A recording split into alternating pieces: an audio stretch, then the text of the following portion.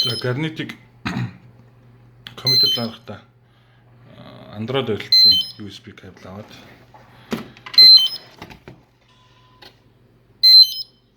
палатан дээр барьлах USB порт руу.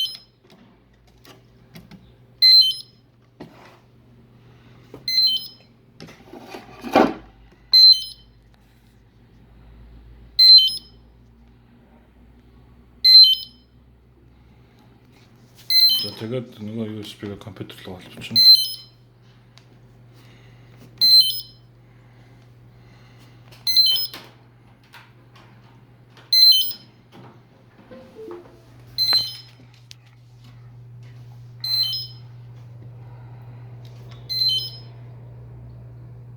Тэгээд компьютер дээр Ars Pro-г баруунаа дараад Run as Administrator гэж нэг хэрэгтэй.